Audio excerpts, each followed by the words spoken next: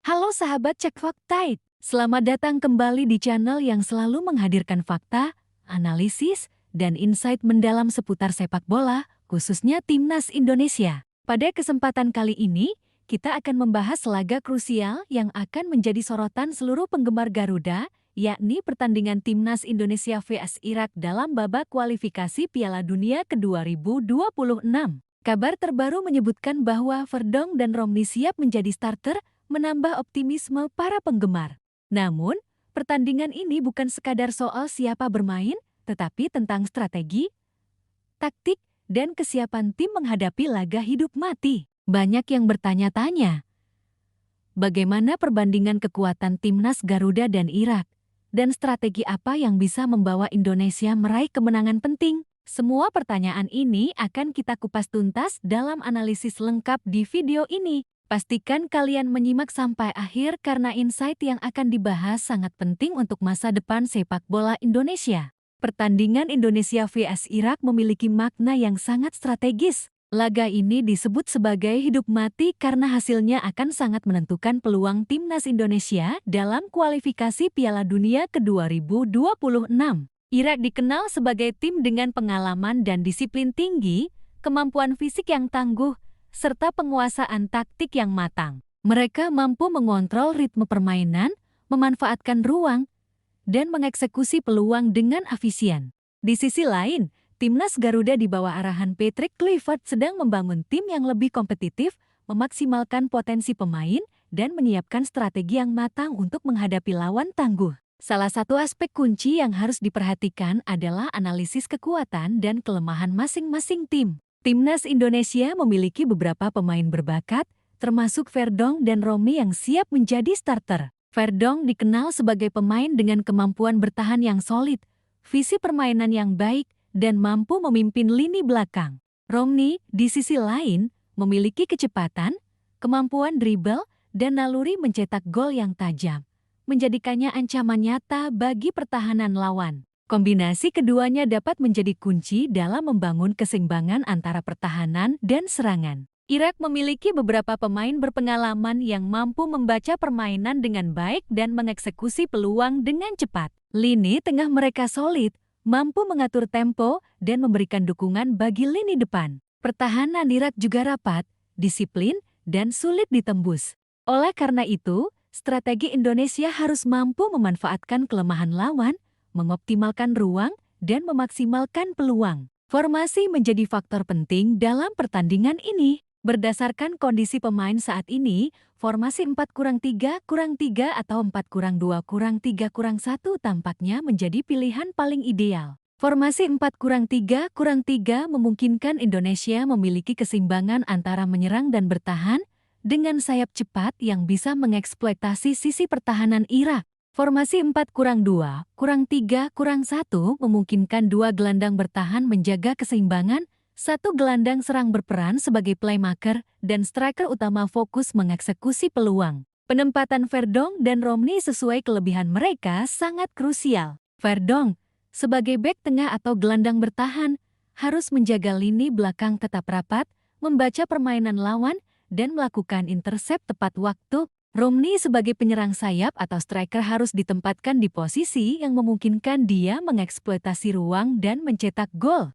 Pemanfaatan pemain sayap lain juga penting untuk menciptakan kombinasi serangan yang efektif dan membuat lawan kesulitan menutup semua jalur. Selain strategi posisi, mental bertanding menjadi faktor kunci. Laga hidup mati seringkali membawa tekanan tinggi bagi pemain. Kekalahan sebelumnya bisa memengaruhi motivasi, tetapi juga bisa menjadi bahan evaluasi dan pembelajaran. Patrick Kluivert harus mampu membangun mental tim yang tangguh, menjaga fokus, dan meningkatkan kepercayaan diri pemain. Mental yang kuat akan membantu pemain menghadapi tekanan lawan, tetap tenang dalam membangun serangan, dan tidak mudah kehilangan konsentrasi saat menghadapi situasi kritis. Kesiapan fisik menjadi hal yang tidak kalah penting. Irak dikenal memiliki permainan fisik yang kuat dan ritme pertandingan yang cepat. Indonesia harus memastikan stamina pemain terjaga, mampu bertahan sepanjang pertandingan, dan memiliki energi untuk melakukan serangan balik cepat. Latihan fisik terstruktur, manajemen rotasi pemain, dan pemulihan optimal akan menjadi kunci agar tim bisa tampil maksimal selama 90 menit penuh. Adaptasi taktik juga sangat penting. Menghadapi Irak, Indonesia perlu fleksibel dalam menyesuaikan strategi. Jika Irak bermain dengan pressing ketat di lini tengah, Indonesia harus mampu melakukan pergerakan cepat, memanfaatkan ruang di sisi lapangan, dan menjaga penguasaan bola. Jika Irak bertahan rapat, Indonesia perlu mengandalkan kreativitas gelandang serang dan pergerakan dinamis para penyerang sayap untuk membuka ruang.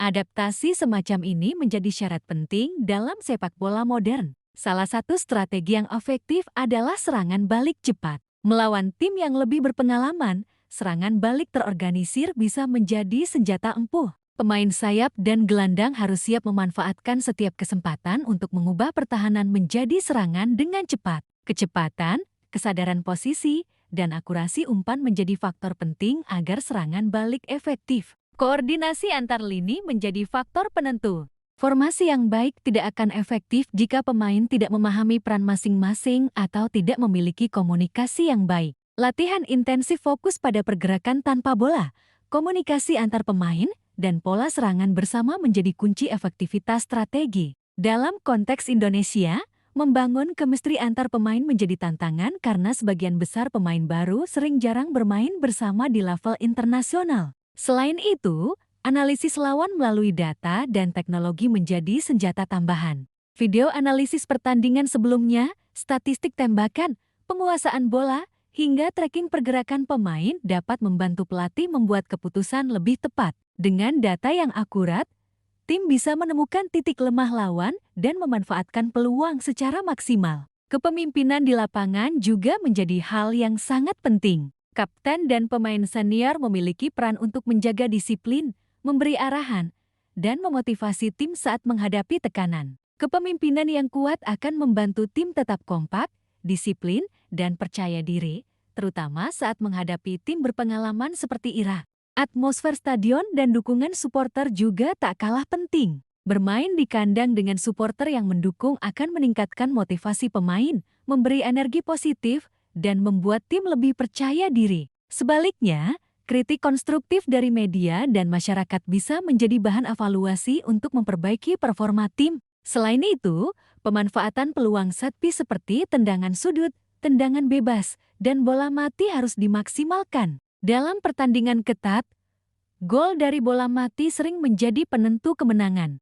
Indonesia harus melatih eksekusi bola mati agar setiap kesempatan menjadi ancaman nyata bagi pertahanan lawan. Keseimbangan antara menyerang dan bertahan menjadi hal krusial. Terlalu fokus menyerang bisa membuat pertahanan terbuka dan mudah dieksploitasi lawan. Formasi 4-3-3 atau 4-2-3-1 memungkinkan tim memiliki keseimbangan dengan bek sayap yang bisa naik membantu serangan tetapi tetap memiliki gelandang bertahan yang menutup ruang kosong di belakang. Strategi lain yang perlu diperhatikan adalah mengantisipasi pola permainan Irak. Irak cenderung bermain disiplin, memanfaatkan bola panjang, dan mengoptimalkan kecepatan pemain depan. Indonesia harus mempersiapkan skema bertahan yang rapat, menjaga jarak antar lini, dan mengantisipasi pergerakan pemain lawan. Gelandang bertahan harus sigap melakukan intercept, sementara bek tengah menjaga positioning agar tidak mudah ditembus. Pengalaman internasional menjadi modal penting. Banyak pemain Indonesia masih minim pengalaman menghadapi tim kuat di Asia. Laga melawan Irak memberikan pengalaman berharga. Bagaimana menghadapi pressing ketat, memanfaatkan peluang terbatas, dan menjaga ritme permainan di bawah tekanan tinggi. Pengalaman ini akan sangat berguna untuk pertandingan berikutnya di kualifikasi Piala Dunia ke-2026. Selain itu, pembinaan pemain muda juga harus diperhatikan. Pemain muda yang berpengalaman sejak dini akan lebih siap menghadapi kompetisi internasional dan berkontribusi optimal di timnas. Akademi sepak bola dan program pembinaan usia dini menjadi investasi jangka panjang untuk memperkuat fondasi tim nasional. Dengan semua strategi ini, formasi tepat, pemanfaatan kekuatan pemain, adaptasi taktik lawan, koordinasi antar lini, mental bertanding, kesiapan fisik, kepemimpinan, dukungan supporter, analisis data, dan pembinaan pemain muda timnas Indonesia memiliki fondasi kuat untuk meraih kemenangan penting melawan Irak. Pertandingan ini bukan hanya soal hasil, tetapi juga soal implementasi strategi, evaluasi, dan pembelajaran yang bisa digunakan untuk laga-laga berikutnya. Jadi sahabat Cek Fakta, laga Indonesia vs Irak bukan sekadar pertandingan biasa. Ini adalah kesempatan bagi Patrick Kluivert dan timnas Indonesia untuk menunjukkan kemampuan, strategi, dan mental juara. Dengan implementasi strategi yang tepat, pemanfaatan peluang, dan koordinasi tim yang solid, kemenangan bukan hal mustahil. Terus dukung timnas Indonesia, karena perjalanan menuju Piala Dunia 2026 masih panjang, penuh tantangan, dan syarat harapan. Terima kasih telah menyimak analisis lengkap ini. Jangan lupa like, komentar, dan subscribe Cek Fakta untuk update prediksi, analisis, dan fakta seputar sepak bola Indonesia dan dunia. Sampai jumpa di video berikutnya.